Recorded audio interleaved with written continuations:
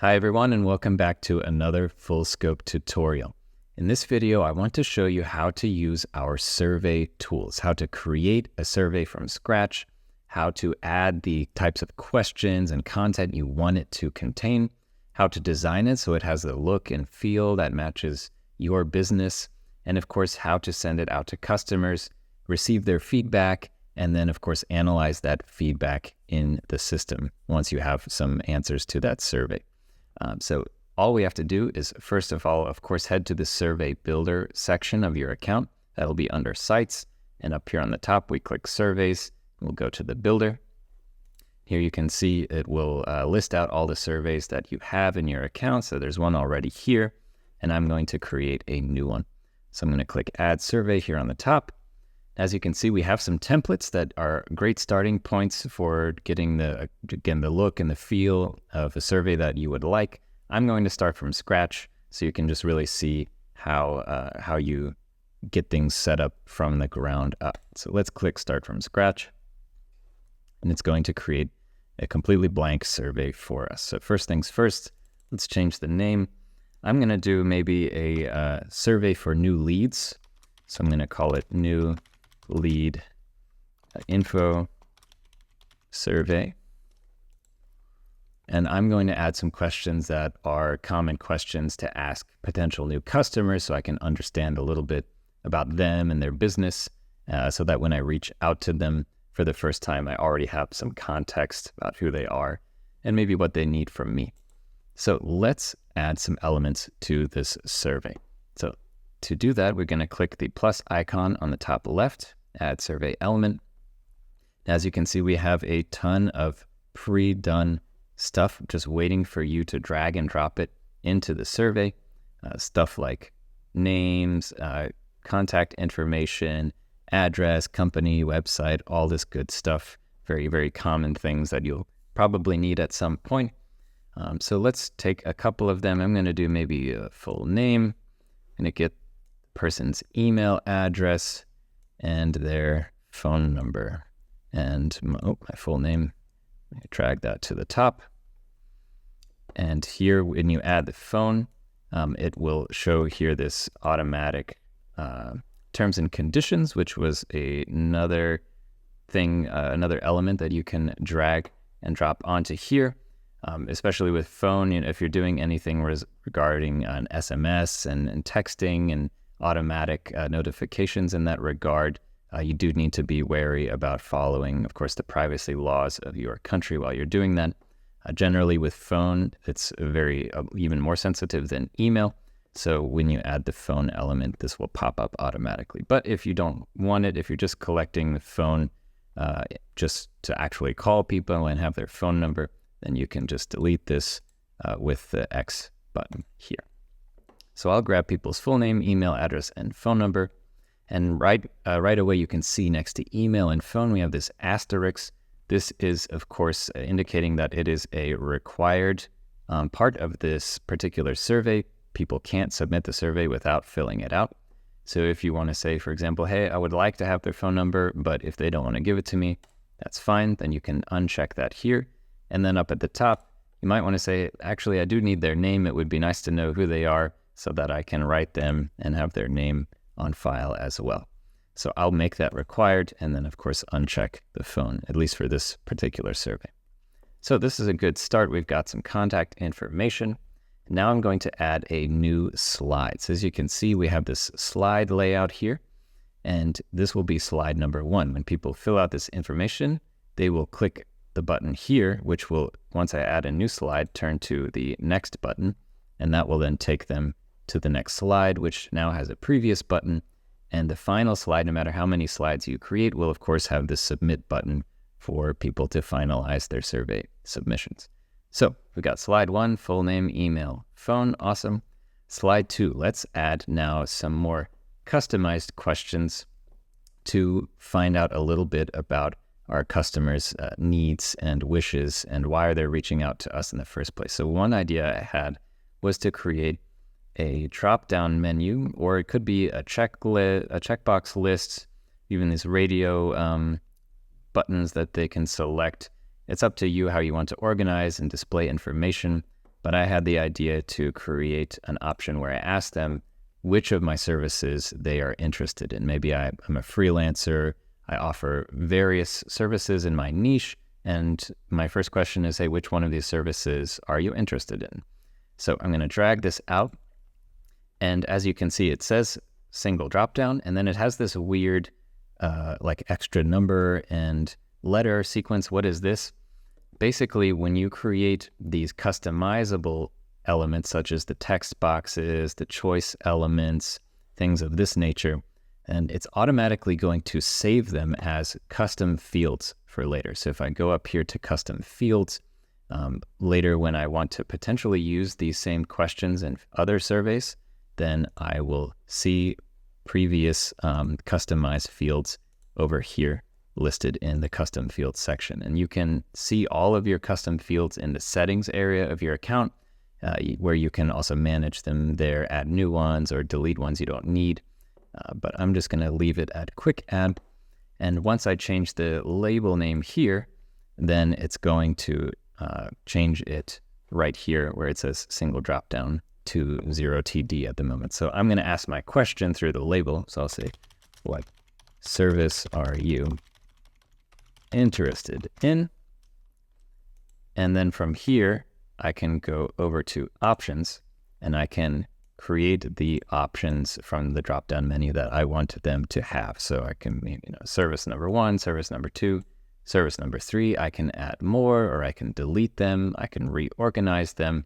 So it's very simple, very intuitive, and very easy to set up.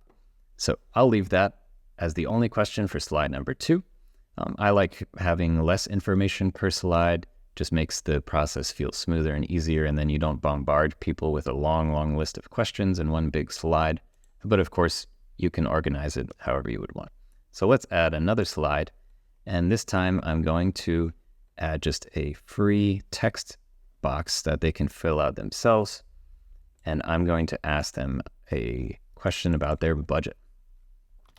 I'm going to ask just, what is your budget? And here they can type freely whatever their budget is.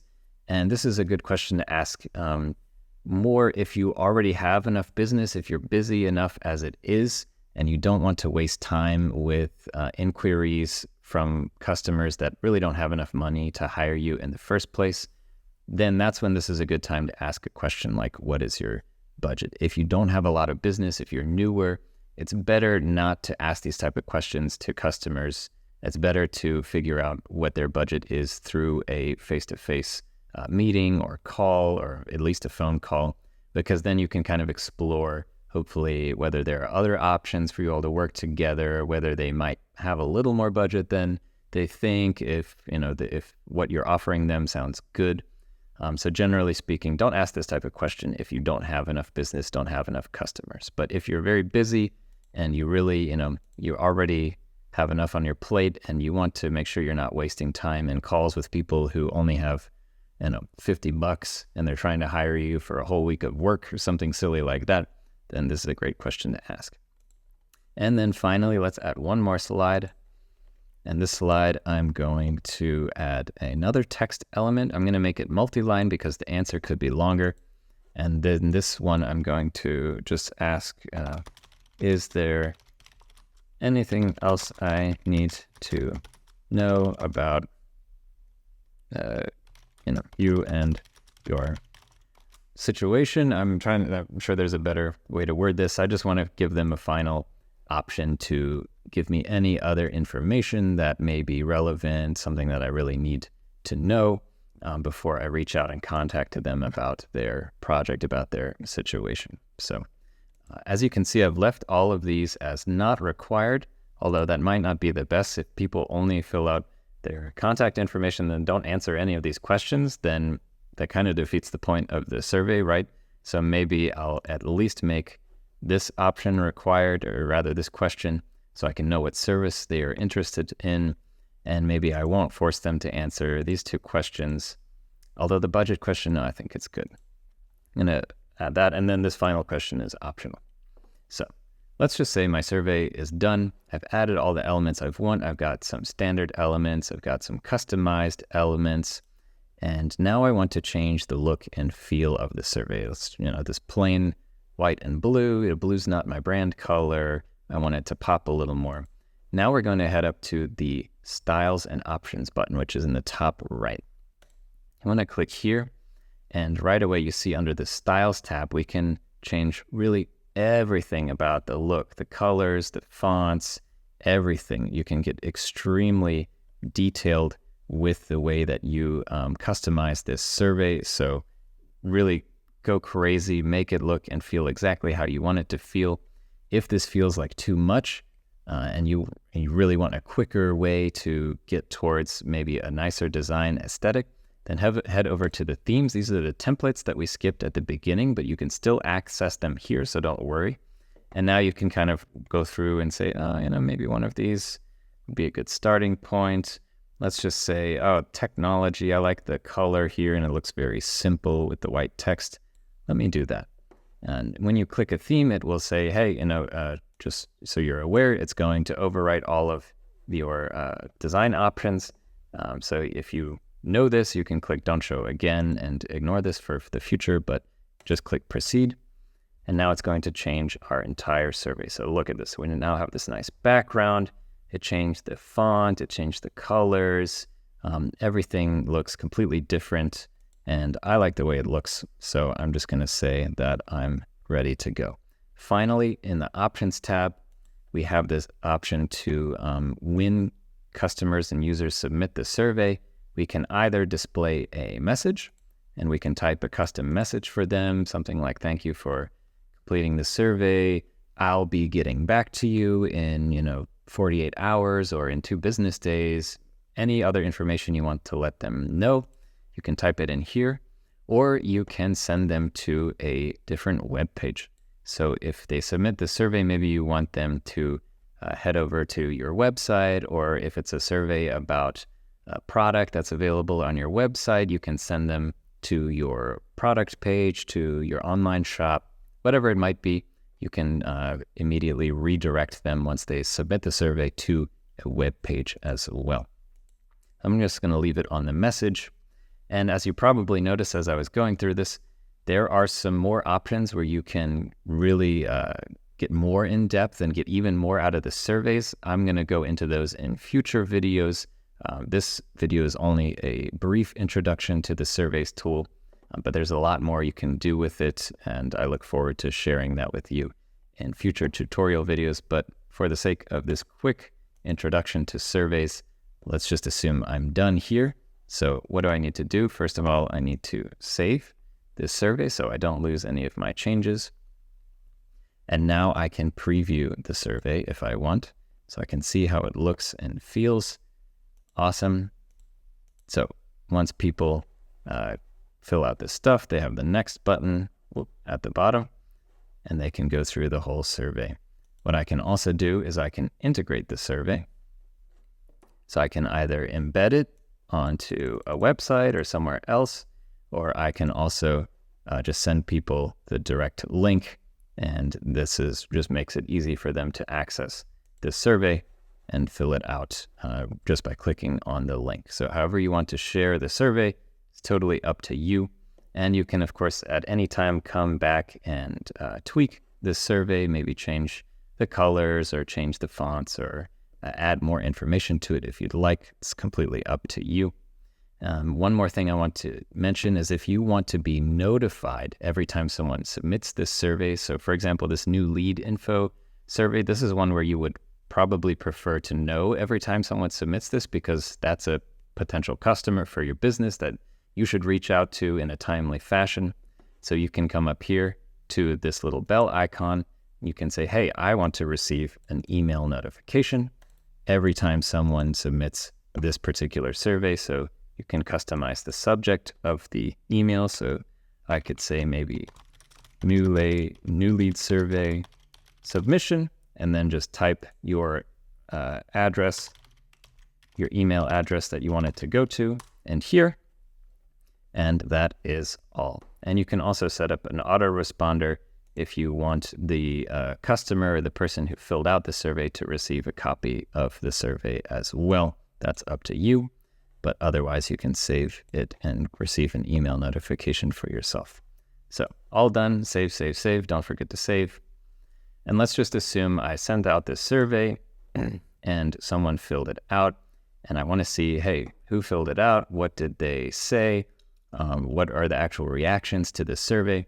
If I go back up to surveys here on the top, you can see I have this option to analyze, and I can also see the submissions. So if I go to submissions, then I will see here that a John Doe filled out my other survey. That was the survey you already saw, the customer satisfaction survey.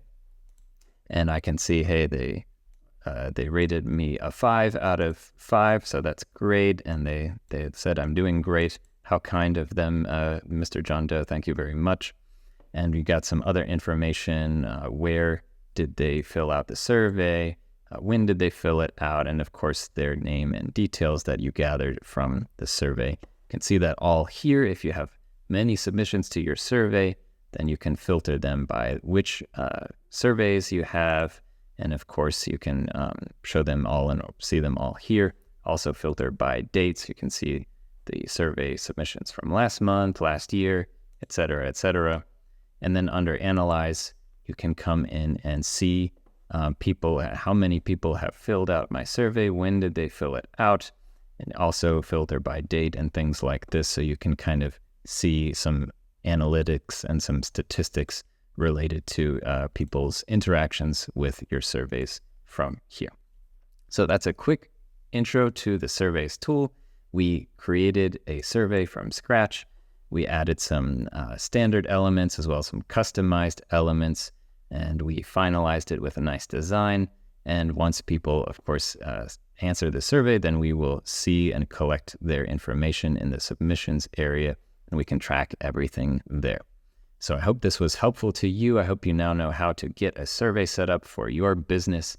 And of course, if you have any other questions, you can refer to our help articles and also reach out to our support team anytime through the support portal. We'll be happy to help you set up any survey you need to move your business forward. That's it for today. We'll see you in the next tutorial video.